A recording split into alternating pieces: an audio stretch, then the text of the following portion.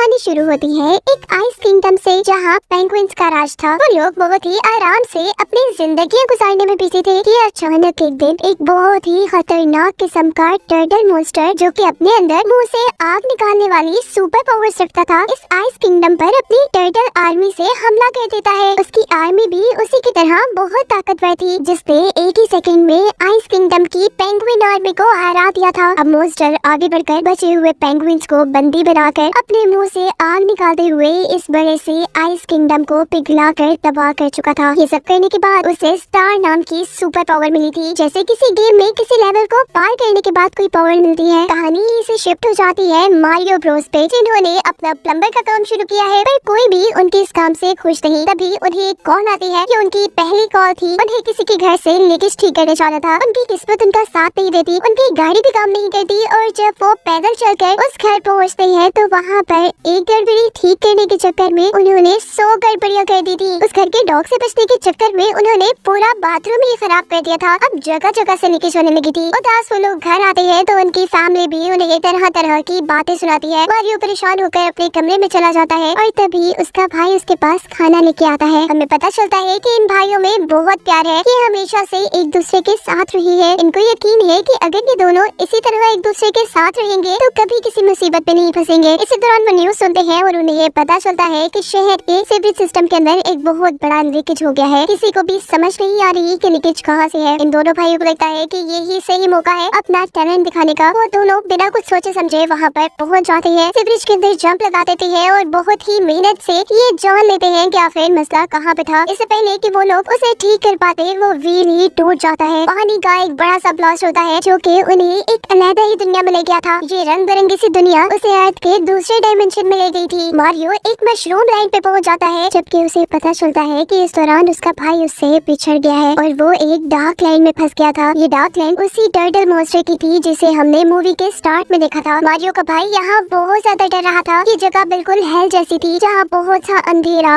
लावा और बहुत सी टर्टल्स के स्केलेटन थे। सभी उसके पीछे पड़े हुए थे, कभी भागते तो कभी छुपते हुए मारियो का भाई अपनी जान बचा रहा था। जबकि यहाँ मशरूम लैंड में मारियो को एक टैग नाम का मशरूम देखता है। वो इंसानों के बारे में जानता था। उसे ये पता चल गया था कि मारियो इंसानी दुनिया से आया है। उसे बात करते हुए मारियो भी उसे बताता है कि उसका भाई एक दूसरी डायमेंशन में चला गया है। मशरूम ये सुन घबरा कर कहता है, वो तो डार्क लैंड है, जहाँ पर टर्टल मॉन्स्टर का कब्जा है। वहाँ से तो कोई नहीं बच सकता। अगर तुम्हें अपने भाई को बचाना है तो तुम्हें हमारी प्रिंसेस की मदद लेनी होगी। मारियो जिसे अपने भाई को बचाना था, वो बगैर कुछ सोचे समझे इस मशरूम के पीछे चलते चलते बहुत अजीबोगरीब ब्लॉक्स और टनल्स वाले रास्तों को पार करते करते फाइनली एक खूबसूरत से महल तक पहुंच जाता है। लेकिन उसे महल के अंदर जाने से दो छोटे छोटे मशरूम्स ने रोक लिया था। डैड इन मशरूम्स का ध्यान भटकाता है और फाइनली मारियो पहुंच जाता है महल के अंदर। यहाँ किंगडम के बड़े बड़े लोगों की मीटिंग चल रही थी। कुछ मशरूम्स प्रिंसेस को बता रहे थे कि उस टर्टल मॉन्स्टर ने आइस किंगडम को तबाह कर दिया है। जो सीन हमने मूवी के स्टार्ट में भी देखा था, यहाँ पर उसी की बात हो रही थी। और अब उसका अगला शिकार हम बनने वाले हैं। यानी ये मशरूम लैंड भी खतरे में थी। यहाँ हमें प्रिंसेस दिखाई जाती है, जो कहती है, नहीं, मैं ऐसा नहीं होने दूंगी। मैं उस मॉन्स्टर से अपने इस किंगडम को बचा कर रहूंगी, चाहे मुझे इसके लिए किसी की भी मदद लेनी पड़े। मैं मदद लेने के लिए मंकीज के पास जाऊंगी। तभी यहाँ पर प्रिंसेस मारियो को भी देख लेती है, जिसे गार्ड्स यहाँ से निकालने की कोशिश में थे। प्रिंसेस उसे रोकती है, उसकी बात सुनती है, और जब वो प्रिंसेस को सारी बात बताकर मदद मांगता है तो प्रिंसेस उसे कहती है कि हम दोनों का दुश्मन एक ही है। अगर तुम में हिम्मत है तो तुम भी मेरे साथ उससे लड़ने के लिए आ सकते हो,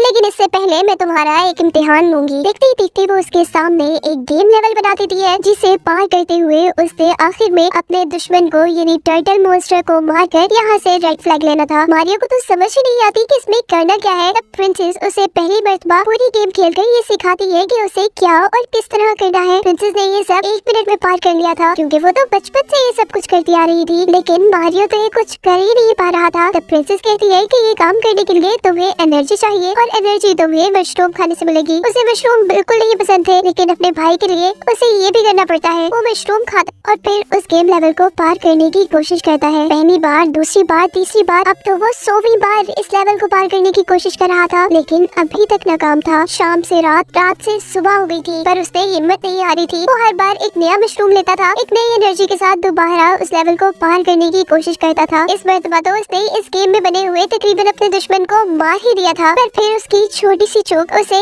इस बार भी हरा देती है। लेकिन इस बार उसके हारने से प्रिंसेस गुस्सा नहीं थी। वो उसे कहती है, मैं खुश हूँ, चलो तुमने तुमने इतनी तो हिम्मत दिखाई कि तुम आखिरी लेवल तक पहुंच गए। तुम पूरी रात लड़े हो। मुझे यकीन है कि तुम्हारे अंदर बहुत हिम्मत है और तुम मेरा साथ दे पाओगे। सीन कट होकर हमें डार्कलैंड को दिखाया जाता है, जहाँ पर वो टर्टल मॉन्स्टर अपने अजीबोगरीब तख्त पे बैठकर अपनी आर्मी से बात करके कहता है, अरे वाह, तुम लोगों ने बहुत अच्छा काम किया। तुमने जैसे आइस किंगडम को खत्म किया है, अब वैसे ही हम मशरूम किंगडम को खत्म करेंगे। और यही पर टर्टल कहता है, नहीं, पर हम उन्हें बख्श भी सकते हैं अगर मशरूम लैंड की प्रिंसेस मुझसे शादी के लिए हाँ कर दे। हमें पता चलता है कि टर्टल मशरूम प्रिंसेस को बहुत ज्यादा पसंद करता है। सारी टर्टल उसका साथ देते हैं कि मशरूम प्रिंसेस जरूर आपसे शादी के लिए मान जाएंगी और फिर आप दोनों मिलकर इन सारे किंगडम्स पे हुकूमत कीजिएगा। यहाँ मारियो और मशरूम प्रिंसेस को सारे ही मशरूम्स मिलकर एक टनल तक छोड़ने के लिए आए थे। इस टनल से होते हुए वो लोग एक ऐसे रास्ते पे निकले थे जहाँ एक गेम की तरह बहुत सी चीजें थी। कहीं फ्लावर्स तो कहीं शॉर्टकट टनल, कहीं पे छोटे छोटे लेवल्स थे जिनको पार करने पे कोई न कोई पावर मिलती थी। प्रिंसेस को भी एक पावर मिलती है जिसको हाथ लगाने से उसका ड्रेस और वो खुद पूरी चेंज हो चुकी थी। इस ड्रेस में भी अपनी ही कुछ ताकतें थी। मारियो प्रिंसेस से पूछता है कि आप तो इंसान है, फिर आप मशरूम की दुनिया में कैसे आई? प्रिंसेस बताती है कि जब मैं बहुत छोटी थी तो मुझे नहीं याद कि मैं इस टनल में कैसे आई, लेकिन फिर इन मशरूम्स ने ही मुझे पाला और बड़ा किया और अब मैं इन सब का ध्यान रखती हूँ। वो मारियो से भी इंसानी दुनिया के बारे में सवाल करती है। उसे इंसानी दुनिया का कुछ भी याद नहीं था। मारियो बताता है कि इंसानी दुनिया बहुत अच्छी होती है। प्रिंसेस सवाल करती है कि वहाँ के टर्टल्स भी ऐसे ही खतरनाक और बुरे होते हैं। मारियो बताता है, नहीं, वहाँ के टर्टल तो बहुत अच्छे होते हैं, बल्कि लोग टर्टल्स को अपने घर पे पेट के तौर पे भी रखते हैं। सीन कट होकर हमें डार्कलैंड दिखाई जा रही है, जहाँ पर टर्टल मॉन्स्टर को पता चला है कि प्रिंसेस के साथ एक मूंछों वाला कोई आदमी है। अब क्योंकि वो प्रिंसेस को पसंद करता है, उसे ये बात बिल्कुल अच्छी नहीं लगी कि प्रिंसेस के साथ कोई और आदमी है। वो जल्दी से किंगडम में आकर मारियो के भाई को देखता है, उसकी भी मूंछें थी। उसे लगता है कि जरूर इस लड़की का भी उस आदमी से कोई कनेक्शन होगा। वो मारियो के भाई से पूछते हैं कि तुम किसी और मूंछों वाले आदमी को जानते हो जो यहाँ पर आया है और वो प्रिंसेस के साथ है। मारियो का भाई समझ गया था कि वो मारियो ही होगा। पहले तो वो इनकार करना चाहता था, लेकिन जब ये लोग उसे बहुत टॉर्चर करते हैं तो वो बता देता है कि मारियो उसका भाई है और प्रिंसेस के साथ भी शायद वही ही होगा। इस बात पर टर्टल को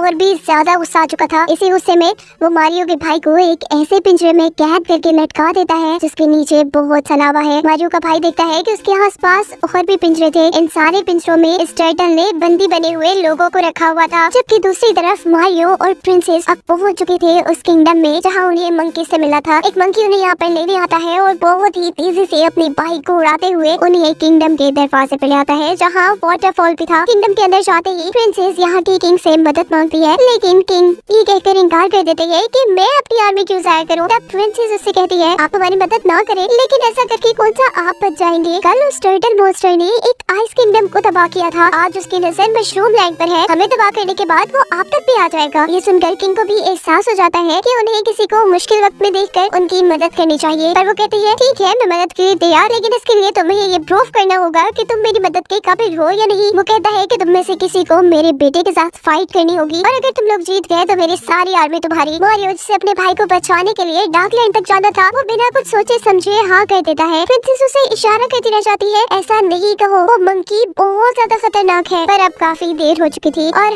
हमें सीन दिखाया जा रहा था एरिना का, जहाँ अब फाइट शुरू होने वाली थी। प्रिंसेस को लगता है कि मारियो जरूर हार जाएगा, लेकिन यहाँ पे मंकी किंग इतना भी बुरा नहीं था। उसने मारियो की मदद के लिए यहाँ बहुत सी पावर्स रखी हुई थी। मारियो उन पावर्स का यूज करते हुए लड़ाई की तो कोशिश कर रहा था, पर अभी भी वो बहुत कमजोर था। इस लड़ाई में उसका काम इतना था कि वो कभी बहुत बड़ा बनकर मंकी को चकमा दे देता था तो कभी बहुत छोटा। इस दौरान वो मंकी से भी बहुत मार खा चुका था, लेकिन फिर भी उसने हार नहीं मानी थी। अब उसके पास ज्यादा पावर्स भी नहीं रही थी। वो आखिरी पावर का इस्तेमाल करता और इसका इस्तेमाल करते ही वो एक बहुत चादी सी बहुत तेज सी कैट बन गया था। इस पावर्स का यूज करके उसे बहुत ज्यादा मजा आ रहा था। वो बड़ी बड़ी जंप्स भी कर सकता था और इसी पावर का इस्तेमाल करते हुए फाइनली वो मंकी को पलटा कर हरा देता है। जिन्हें अब मारियो जीत गया था और उनके साथ मंकी की पूरी आर्मी अब डार्कलैंड में जाने वाली थी उस मॉन्स्टर टर्टल से लड़ने के लिए। वो सभी लोग एक जंग लड़ने के लिए जा रहे थे, जिसके लिए वो सबसे पहले तैयारी करते हैं और अपनी अपनी मनपसंद कार्स बनाते हैं। किसी ने जीप तो किसी ने रेसिंग कार बनाई थी। यहाँ पर सारी तैयारी के बाद फाइनली वो लोग एक छुपे हुए रास्ते से डार्कलैंड पे हमला करने के लिए निकल जाते हैं। जितनी बुरी दुनिया पर वो हमला करने के लिए जा रहे थे, उसका रास्ता उतना ही खूबसूरत था। रेनबो की तरह दिखने वाली इस सड़क पर वो लोग स्टंट दिखाते हुए आगे ही बढ़ रहे होते हैं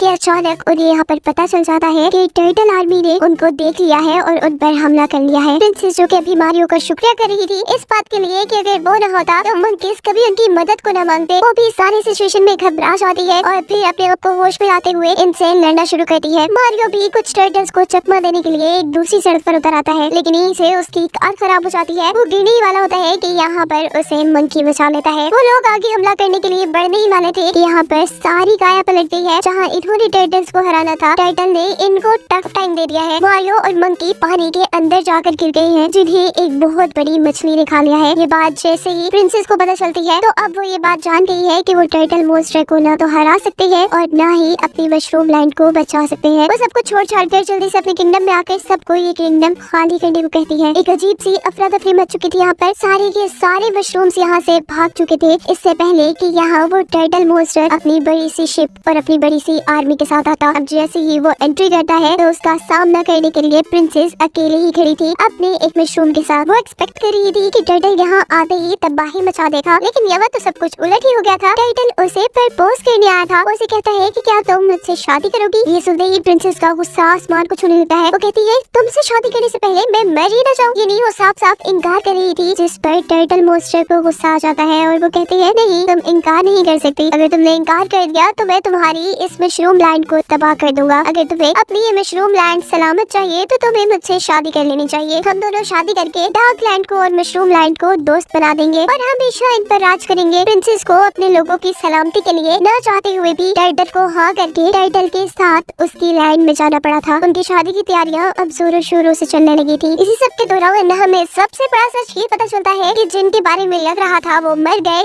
यानी मारियो और वो मंकी, वो अभी तक मछली के पेट के अंदर जिंदा थे और एक दूसरे से लड़ रहे थे, ये कहते हुए कि गलती तुम्हारी है या गलती तुम्हारी है। मंकी गुस्से में मछली के पेट में एक जोरदार पंच करता है। ऐसे मछली का मुंह खुल जाता है और उन लोगों को भी अब बाहर जाने का रास्ता मिल गया था। वो अपनी बाइक का इस्तेमाल करते हुए जल्दी से मछली के मुंह से बाहर निकल आते हैं और पहुंचती है प्रिंसेस के पास, जहां मारियो को पता चला है कि आज प्रिंसेस की शादी है उस टर्टल मॉन्स्टर से। प्रिंसेस का खास मशरूम उसके लिए एक बुके भी लेकर आया है। प्रिंसेस वो बुके लेकर बाहर आती है। टर्टल बहुत ही प्यार से उसे बताता है देखो अब हमारी शादी हो रही है, इस शादी के जश्न में मैं इन सारे लोगों की बलि दे दूंगा। इसके अंदर मारियो का भाई भी था, लेकिन यहाँ आता है कहानी में एक ट्विस्ट। प्रिंसेस ने शादी के लिए हाँ तो जरूर की थी, लेकिन वो शादी नहीं करने वाली थी। उसने सिर्फ एक टर्टल के लिए ट्रैप बनाया था। उसके हाथ में जो बुके था असल में वो बुके नहीं बल्कि एक पावर थी, जिसकी वजह से वो अपना ड्रेस चेंज कर लेती है और ये ड्रेस उसे कुछ फ्रोजन पावर्स देती है, जिसकी मदद से उसने टर्टल को फ्रीज कर दिया था। और तभी प्रिंसेस भी अपनी फ्रोजन पावर से उस मशीन को बंद कर देती है, जिस मशीन के जरिए इन सारे ही बंदी बने जानवर और लोगों को आग में डाला जा रहा था। प्रिंसेस की पावर्स भी क्योंकि इतनी स्ट्रॉन्ग नहीं थी, इसी वजह से मॉन्स्टर टर्टल भी अपने आप को बर्फ से आजाद करवाने वाला था, जबकि दूसरी मशीन भी उस बर्फ से आजाद हो गई थी। इससे पहले कि मारियो का भाई आग में गिर जाता, मारियो को याद आता है कि उसने बहुत सी गेम्स खेली थी और उन गेम्स को खेल खेल के उसे कुछ पावर्स मिली थी। उन्हीं में से एक पावर का इस्तेमाल करते हुए वो उड़ने वाला बियर बनके अपने भाई को बचा लेता है। हमें पता चलता है कि मशरूम लैंड की मदद करने वाले सारी मंकी आर्मी को उस मॉन्स्टर टर्टल ने कैद किया हुआ था। मारियो का साथ देने वाला मंकी मौके का फायदा उठाता है और अपने सारे ही साथियों को बचा लेता है। यहाँ टर्टल मॉन्स्टर की बर्फ भी टूट चुकी थी, अब तो समझो तबाही ही तबाही थी। वो अपनी सारी आर्मी को तैयार होने का कहता है और साथ ही अपने एक खास आदमी को कहता है कि जाओ वो मशीन लेकर आओ जो इस सारी जगह को तबाह कर देगी। एक बहुत बड़ा सा मिसाइल था, सभी इस मिसाइल को देखकर डर गए थे। अगर ये मिसाइल यहाँ पर गिर जाता तो ये मशरूम लैंड तबाह हो जाती। मारियो इस मशरूम लैंड को बचाने के लिए उस मिसाइल के आगे आगे था, लेकिन वो मिसाइल जो उसकी तरफ देख भी नहीं रही थी। मारियो चाल चलते हुए उस मिसाइल की आंख पे हाथ मारता है, ऐसे ही मिसाइल उसके पीछे पड़ जाती है। मारियो से अब एक ऐसी टनल तक लेके जा रहा था जिससे वो मिसाइल एक दूसरी डायमेंशन में पहुंच जाती और यहाँ की दुनिया बच जाती। उसका ये प्लान काम तो कर सकता था, लेकिन अचानक से सब कुछ बदल जाता है। जहाँ वो मिसाइल बहुत बड़ा ब्लास्ट करती है, जिससे कि ये वाली सारी डायमेंशन खत्म हो गई थी, जिसमें मशरूम लैंड थी, डार्क लैंड थी। सभी लोग दुनिया में उसी शहर में पहुंच चुके थे जहाँ से मारियो और उसका भाई आए थे। इस दुनिया में आने के बाद भी उस मॉन्स्टर टर्टल ने हार नहीं मानी थी। वो सबको मारना चाहता था, वो अपना बदला सबसे जरूर लेना चाहता था। यहाँ पर मारियो और मारियो का भाई दोनों ही उस मॉन्स्टर टर्टल से बहुत ही कॉन्फिडेंटली लड़ रहे थे, क्योंकि उनको पता था जब वो दोनों साथ होते हैं तो सब कुछ ठीक होता है। वो मॉन्स्टर टर्टल जैसे ही मारियो को जलाने वाला था तो मारियो का भाई उसे इस आग से बचा लेता है। मारियो कहता है